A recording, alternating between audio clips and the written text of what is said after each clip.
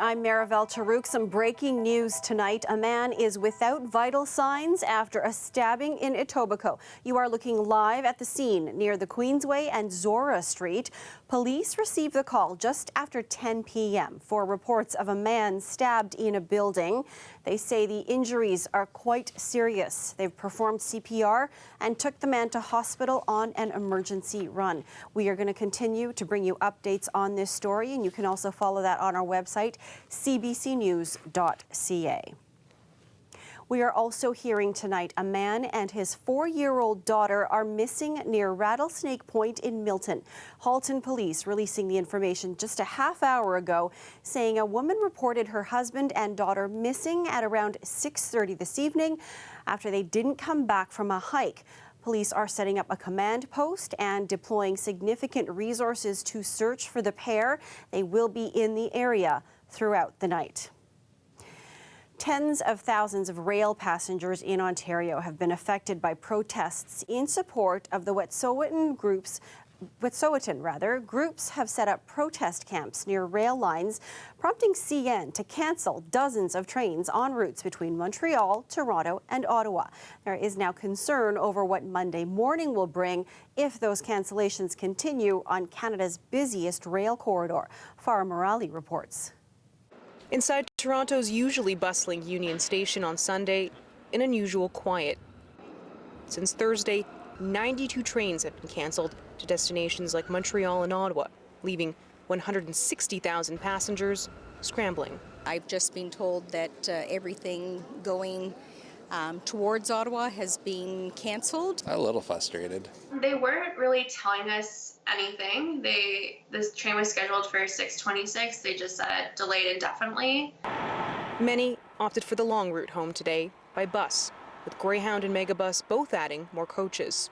Been a bit of a disaster. I'm in solidarity with the protests that are going on, but it's obviously complicated to get home. Protesters have been set up here in Tyendinaga Mohawk territory since Thursday night. On Saturday, police arrived to serve them with an injunction, forbidding them from interfering with rail traffic. But if you take a closer look, you'll see they're not physically blocking the rail tracks. They're actually set up right behind the rail gates. CN Rail said today the group is close enough to the tracks to make it unsafe for them to run trains through Belleville. We just like everybody to know that, we're not doing this just to be a pain. We're doing this out of, like I said, out of solidarity. This Tyendinaga Mohawk spokesperson says they won't move until the RCMP pull out of Wet'suwet'en territory. Until then, we got to show our solidarity to the people out in BC that are getting harmed and hurt. Today, police and enforcement officers with Ontario's Ministry of the Attorney General were seen approaching the camp, but didn't move in to dismantle it. For now, Via Rail has already cancelled a number of trains scheduled for the Monday morning rush. Farah Morali, CBC News, near Belleville, Ontario. Meanwhile, RCMP officers pushed deeper into Wet'suwet'en First Nation territory in BC today on day 4 of a court injunction. We obey no one. The injunction is to allow work to continue on BC's GasLink pipeline. More than 20 protesters in the unceded territory have been arrested, and the RCMP is investigating several attempts of sabotage in the construction area. Wet'suwet'en supporters also held protests today at the BC Legislature in Victoria and at Vancouver City Hall. Well, new speed restrictions for trains carrying dangerous goods across the country came into effect this weekend. The new rules come after a train carrying crude oil derailed in Saskatchewan, burst into flames and forced people to evacuate their homes. It's got one Toronto City Councillor reiterating his call for more safety measures. Angelina King has the details. After a CP train carrying crude oil derailed in Saskatchewan on Thursday, a swift mandate. I realize that there will be an effect on the economy of the country because our trains move important goods across the country, but it is very, very important that we do not sacrifice safety. An order to cut the speed limit in half for all trains carrying a significant amount of dangerous goods, 20 or more cars. Now 32 kilometers an hour in metropolitan areas and 40 everywhere else. There have been derailments only, miles away from where we stand today. Here is a railway track Toronto City Councillor Josh Matlow recalls this train derailment in his ward 4 years ago. While he's pleased with Ottawa's move, he wants more transparency for his constituents when it comes to the level of dangerous goods being transported. Within half a mile either side of the tracks that go through the heart of Toronto and through cities across Canada, an explosion could be catastrophic. This is right in the heart of Midtown Toronto, and residents are really concerned. The Transport Minister's office released a statement outlining 6 ways it's enhanced safety. It said it's continuously looking at ways to make improvements and won't hesitate to take immediate action if necessary to protect Canadians. In Ontario, Metrolinx shares tracks with CP and CN. It says the move hasn't affected service yet. It's being monitored, but it's difficult to predict potential disruptions. When they transport their dangerous goods, and when there's more than 20 cars, we don't have that kind of specifics. So we probably won't know until the moment it happens, and then we will make sure that we update our customers as quickly as possible. The new speed reductions are in place for 30 days, but that time frame could change as the government looks at similarities between different derailments to see if even more safety precautions need to be implemented. Angelina King, CBC News, Toronto. The number of fatalities in mainland China from the new coronavirus has surged to 908. That's 97 more than just 24 hours ago. These are new figures from China's National Health Commission. Yesterday, deaths in China surpassed those during the SARS outbreak 18 years ago. More than 40,000 infections have now been confirmed in China. Most of them are in Hubei province and its capital, Wuhan, where the virus originated. Also today, the WHO announced a team is heading to China to investigate the outbreak. The more than 200 people quarantined here in Canada are enjoying more freedom of movement. But after being flown from China and sent straight to CFB Trenton, they're looking forward to when their quarantine ends. Ashley Burke spoke to some of them. I just wanted to give you a quick view of my room. And this is Miriam LaRouche's home for 12 more days. It's really cozy. It's really cute. The 25-year-old graduate student was studying in Wuhan. I'm feeling good. Just like getting used to this new quarantine life. After so much uncertainty, she doesn't mind being quarantined, especially now that there's an end in sight. I try to watch movies as much as possible here. I try to relax too, because I'm really tired and jet lagged. My mom. It's been a long, exhausting journey for evacuees to get here. I feel most difficult time we have already passed. My mother is here. Kai Huang didn't think his 78-year-old mother, a permanent resident of Canada, would be able to board the plane. Now they are roommates, sharing meals together delivered to their door. It's pretty good. My mama loves it. And also with apple and a snack. You just put it on and on your ear, and then you pinch it here on your nose. LaRouche is gearing up for the highlight of her day. Finally outside breathing some fresh air. I'm not the only one doing it today. Evacuees are allowed outside together in this parking lot. But they have to keep their distance at least 2 meters apart. It is like so good just to have like human interaction. It's like, wow, it's like just the fact that you can see other people living the same thing as you are living. It's like, you know that you're not alone. But there are logistics. Here is the laundry room. The laundry room isn't big enough for the 2-meter rule, so people message each other to work out the timing. For Huang, the toughest part is being away from his family. It's been more than a month since he's seen his wife, 10-year-old son, and 1-year-old daughter.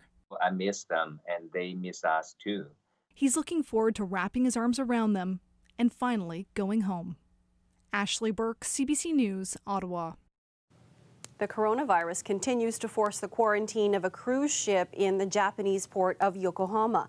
That saga began Wednesday. Chris Brown has a look at what passengers there are enduring.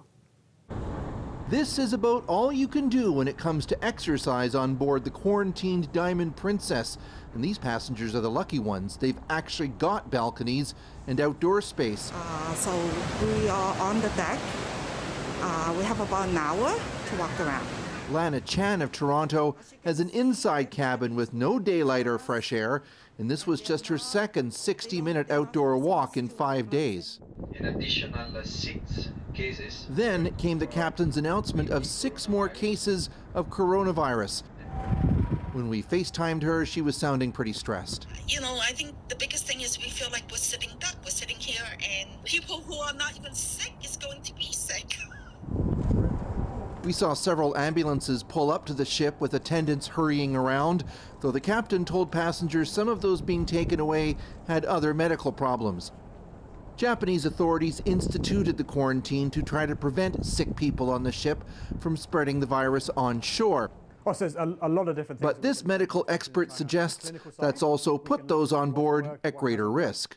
It seems to me that the people who are now in quarantine on those ships may be at more risk of infection than they would have been if, for example, they've been taken off of the cruise ship and allowed to go home or sent to some other facility with more space than a typical cruise ship.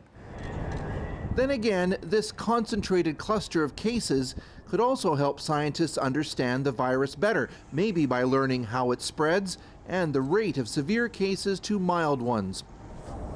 Of course, that's of no comfort to those on board. Jennifer Lee has been talking to the CBC for several days now, but this was our first chance to see her in person.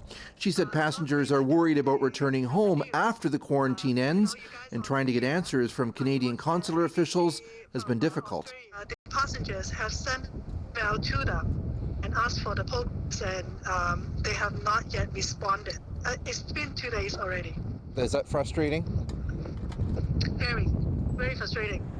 Just in case some on board are having trouble coping, the captain also announced if people are experiencing any mental distress, psychologists are available by phone. Chris Brown, CBC News in Yokohama. It's time now to take a look at the weather forecast. Christina Laos is here with that. Almost felt like a spring day today for me. Well, the good news, Maryvelle, is that the temperatures are going to be getting much better.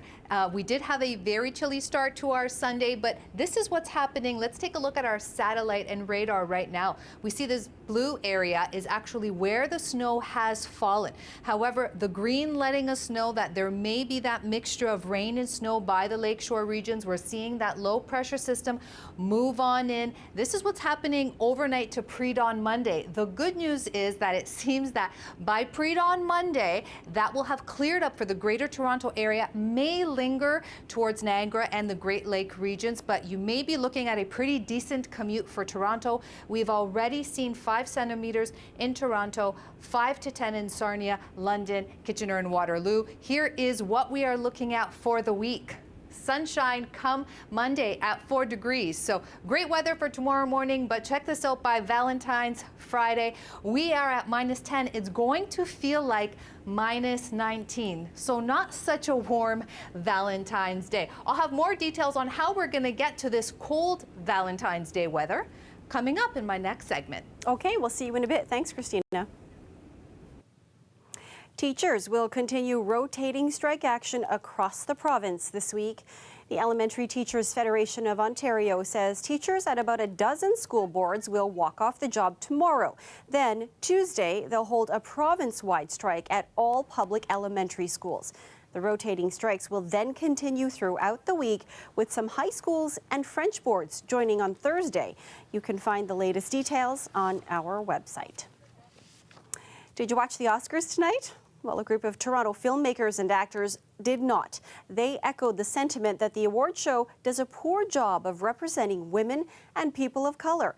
Instead, the group held an event to promote diversity within the industry, and Natalie Nanowski was there. A huge part of the community was excluded, not even underrepresented, just not there.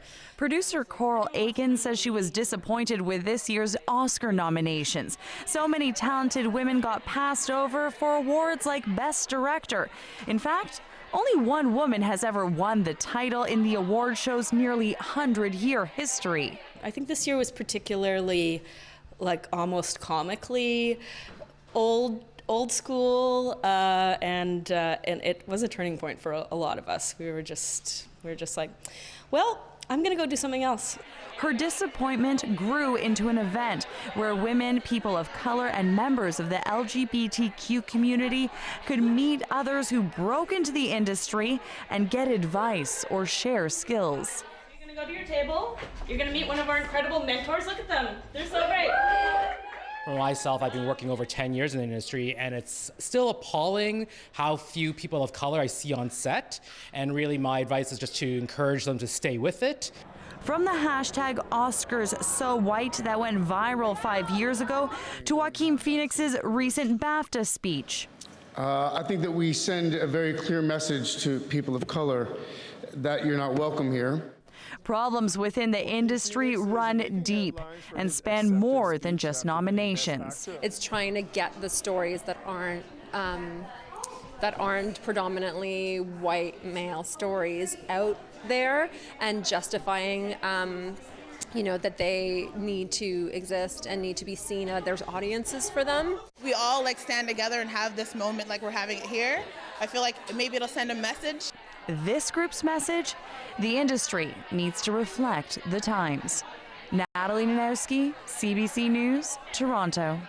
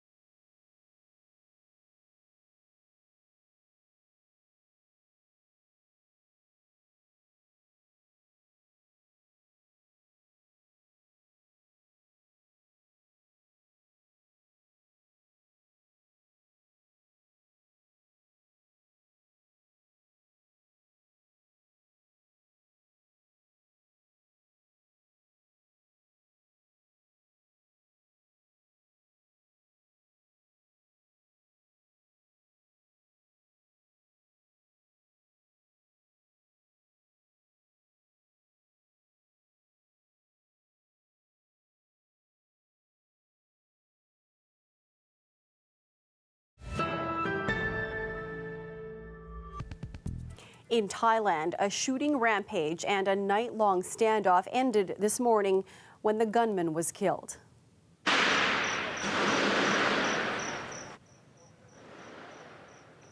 For 12 hours, a Thai soldier armed with a stolen automatic weapon eluded security forces. A shopping mall was the last place he struck. In all, 29 people were killed. 57 more were wounded. The gunman died when security forces rushed him in the mall's basement. Officials believe he was angry over a property deal. Justin Trudeau is on an 8-day tour of Africa and Europe, trying to convince the world leaders ahead of a June vote that Canada should have a seat on the United Nations Security Council. Catherine Cullen reports. One of the challenges of getting women to be entrepreneurs has always been there. Justin Trudeau is taking his Canada is back pitch on the road, here in a photo op with female business owners talking about empowering women. It's a pleasure to sit down with President al-Sisi of Egypt. At this African Union summit, he's been meeting with one leader after another, trying to convince them he's really engaged with Africa. Though that seems like news to some. Welcome to Africa. I believe this is your first time. First time to Ethiopia, but not my first time to Africa. Trudeau is hoping to get African leaders' votes to give Canada a 2-year term on the United Nations Security Council. He's even brought Toronto Raptors president Masai Ujiri along to help him make the pitch. I do view myself as a Canadian citizen. I am a Canadian citizen and I'm a son of Africa. The campaign to get the seat has cost nearly $2 million so far, but Trudeau insists it's worth it. UN Security Council is a place where the biggest issues facing our world are debated, discussed, and advanced. Having a Canadian voice at that table is important for Canadians. Not everyone is won over. Yesterday, Norway's Prime Minister, also visiting Ethiopia, gently suggested her country was a better choice for the UN seat. We are using more on development aid. We have used more for support for the international policies as part of our GDP. The future is bright. Trudeau insists that in his meetings he's not avoiding tough topics, including with Egypt, whose president has been accused of overseeing gross abuses of human rights. In all of my conversations here with every leader, we've talked about human rights. Justin Trudeau's campaign to win support for that seat will continue when he visits Senegal and Germany. But tonight he's announced an additional stop. Tomorrow he's headed to Kuwait to visit with Canadian troops. Catherine Cullen, CBC News, Addis Ababa.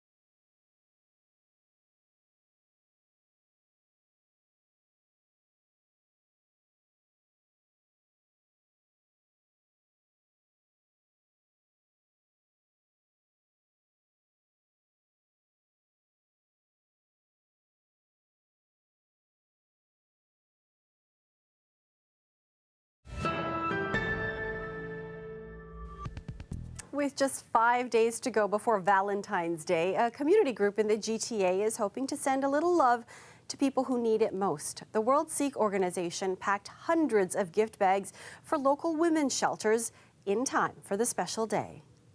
I think it's important to tell them that the community supports them and that they're loved, and it's just a nice feeling, and I know they really appreciate it. That's what we're usually told after we do the deliveries. We put items in there like chocolates and handmade Valentine's Day cards, but also pads and tampons and other necessities. So there's nice to haves and the necessities.